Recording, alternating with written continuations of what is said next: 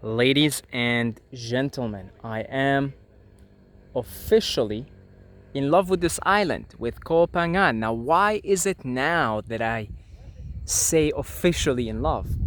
Because I don't officially fall in love with a place until I have found what is basically every yogi's sanctuary, every yogi's heaven. And this place here, I mean, you could see where I am exactly is just a bunch of rocks. Okay, which is perfect. Now I'll explain to you why it's such a perfect place, especially for a yogi. Uh, and I'll explain to you in a minute why yogis have a tendency to withdraw to the mountains. So first of all, besides the few good people there with the motorbikes, probably on their way back, here let's say hello to them. Actually, this is a local Thai.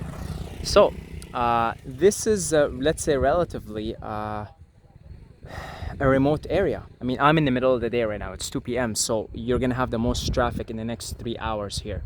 But I bet you're coming here at 6 a.m., 7 a.m., which I just have to do now because I probably, no, I most likely am leaving the island. Although I am officially in love, but my heart calls me somewhere else. Anyway, that's for a different video. However, this is a pretty remote, peaceful, solitary place. You know, I mean, again, and it really, like, not just as far as human traffic and other human beings, but also here on the rocks, particularly here where I am, which is just a jewel of a place to meditate and contemplate and observe. We'll talk about the fact that it's on a height also. So this is also doesn't have any mosquitoes. There's no bugs here, right in this area. There's no bugs, there's no mosquitoes. And if I observe silence for just a few seconds, it's pretty quiet. It's pretty quiet. I'm in the middle of the day, 2 p.m. You know, the island is basically beaming with energy, and people are all over between say 1 p.m. and 6 until sunset, so 7 p.m. Right? That's like the heaviest traffic. If you actually, man, if I come here at like between 6 a.m. and 12 p.m., like there's probably gonna see 1 or 2 people, with their motorbikes here. That's it. And the island is really quiet in the morning. Beautiful, beautiful in the morning. Really, really quiet. So, prerequisite number 1 for, again, this is why I call this a yogi's heaven, a yogi's sanctuary. Prerequisite number 1, it's remote, it's solitary, it's quiet. It's quiet. There's, not just no humans, but no bugs, no mosquitoes, right?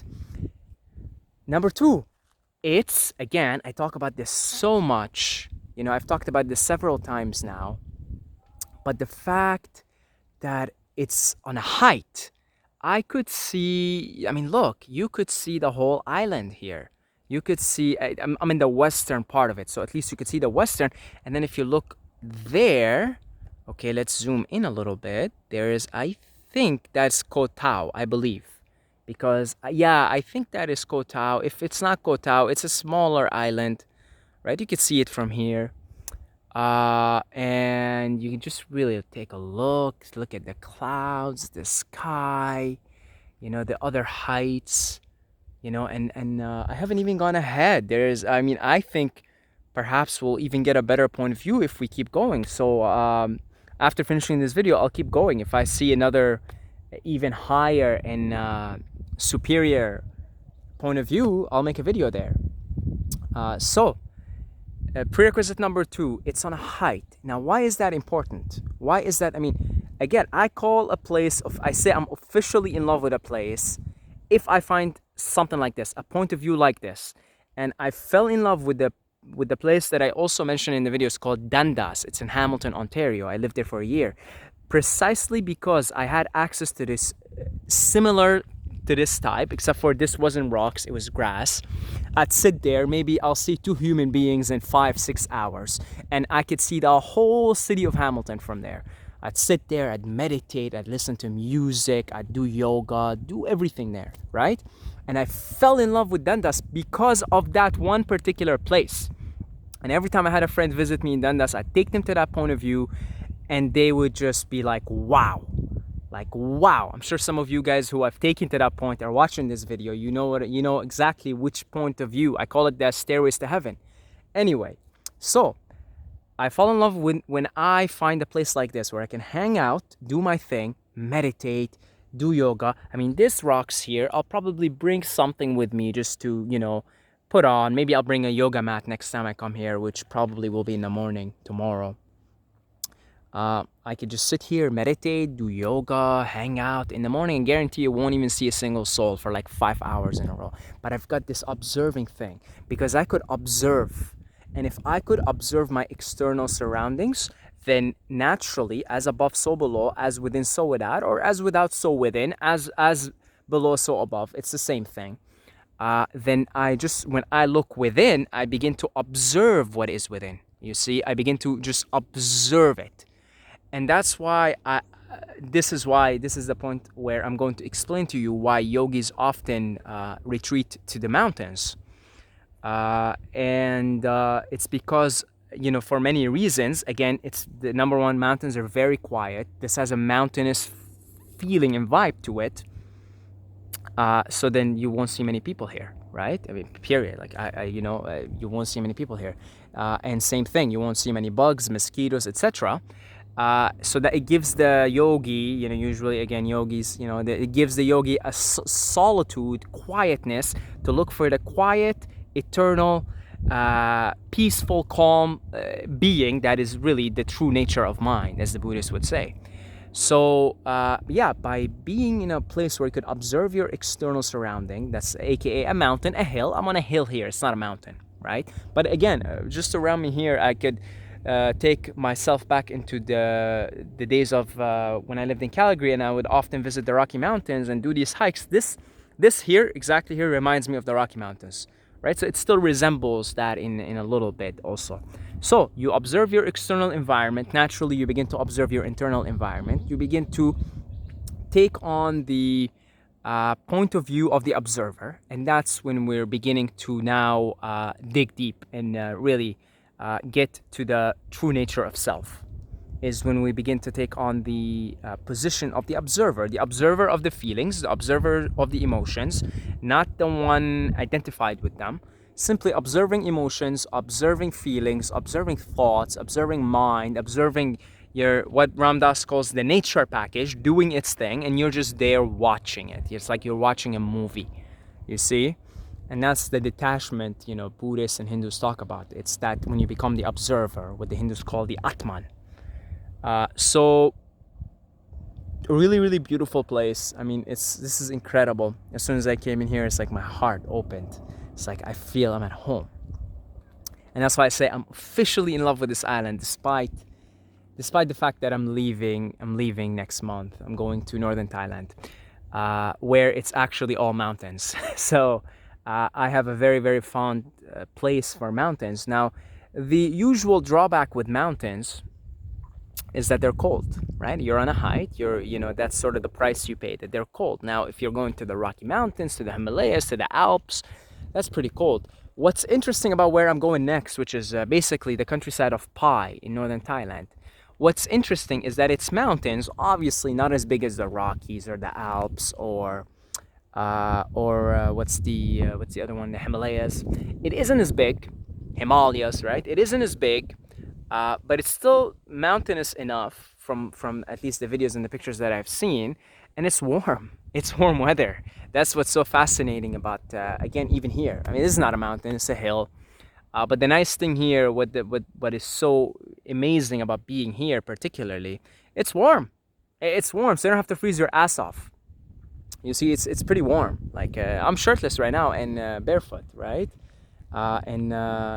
It's been a beautiful sunny day for the last 3 days, although this is rainy season, so it's been kind of dry. People have been visiting the waterfalls here and they've been dry. I don't complain because the sun, I have an affinity for the sun. I really love the sun. So for me, I'm really happy when it's sunny. Yes, you need the balance, you need the water. It needs to rain because, the waterfalls are drying and it's been sort of a drier. This is the middle, we're in the midst of the rainy season. August is supposed to be the cloudiest, rainiest day on PHANGAN, but it hasn't been like that. I got caught in a tropical storm. Yeah, we've had a couple of storms since I came here, and it's been rainy in the earlier parts, but now it's just been sunny, and I love it. I love it. So, again, you could really, I mean, the video, by the way, isn't doing this any justice whatsoever. Whatsoever. You know, I'm looking at the video right now, I'm like, this is, and then I look with my eyes, like I take my eyes off the video and I look, and it's like, yeah, right. Not even a Samsung S10 Plus super badass camera is gonna do justice to this type of place. It really isn't. But hopefully you understand why yogis have a tendency to retreat to the mountains, eh? Because it really, it's the external environment just sort of resembles the internal environment as closely as you can. Like, for example, I try to meditate in right by my hut on the hammock, and I meditate there, but I can't meditate for more than half an hour. Why? I'm so distracted by the beautiful sounds of because I'm in a jungle, right? Like, that's where my hut is. I am absolutely distracted by the beautiful sounds of the crickets and all the jungle sounds, and then I open my eyes and there is butterflies everywhere. So I find it difficult to meditate for more than 30 minutes because it's just so enthralling to be in that environment, right? It's your senses are enhanced. But actually the ultimate goal of, say, the system of Ashtanga Yoga is withdrawal of senses. And so an environment like this, even if it's more mountainous, right, and even more remote, would closest resemble a sensory deprivation type environment where it's quiet, so you're not distracted by beautiful or distracting sounds. One thing, when I lived back in Canada, I was constantly distracted by nasty sounds, cars everywhere. I was on Main Street. Here, it's the other way. You see, I'm distracted by beautiful, calming, wonderful sounds, which is very helpful to relax your nervous system, to activate the parasympathetic, to just chill. But if you really want to go in, and withdraw your senses, you're much better off in an environment as quiet as possible. And so that resembles the true nature of self, which is eternally quiet, eternally peaceful.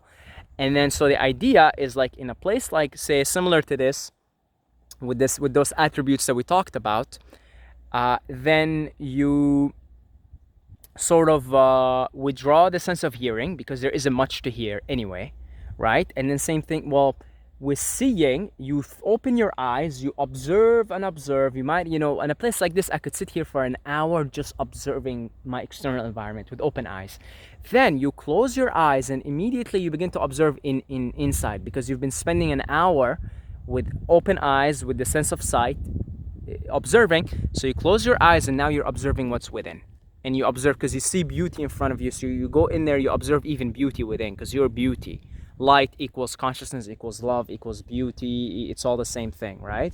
So then in a place like this, you're actually able to withdraw your senses easier than, say, in the middle of the jungle. It's actually difficult in the middle of the jungle because it's so beautiful, but it's so, like, distracting in such a beautiful way. You see what I'm saying? Like, and you've got mosquitoes biting you, and you've got, beautiful butterflies flying, and so you've got this sort of these nice distractions, right? Really nice, really calming, and just good for your soul. But again, if you're looking for a deep meditative state, you look for places that are more remote, more quiet, more peaceful, and on a height. That's why all the great monasteries that I see here, that I come across here, are on a height. They're on a height. All the big Buddha monasteries and all of them are on heights. Okay, they're all on heights.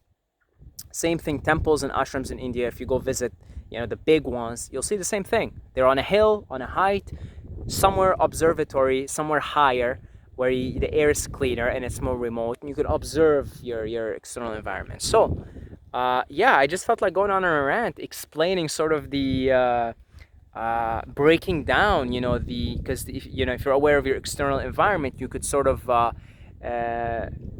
I don't want to use the word manipulated, but let's say, arrange it. Let's say you could arrange your external environment in such a way that it helps you go with whatever goal is in mind. if the goal in mind is withdrawal of senses, going deep within, and you know, going to the light, going to God, let's say, these are the types of places. It's a place like where I am right now that you want to be more in. And yeah, if you, let's say you're looking for a more relaxing, beautiful, here and now type experience, you go to a jungle, right? You go to a jungle, and then yeah, you have that. If you're looking to be annoyed and irritated, just go live on a main street or something. Okay, you know, with a lot of cars, you'll get exactly what you're looking for. So it really is up to what it is that you want in that particular, what type of experience are you, you know, trying to replicate, and what is sort of the, you know, what is the target here? What is the aim? Okay, like, you know, the ultimate goal is to be aimless, obviously, you know, aimless, formless, shapeless, like water.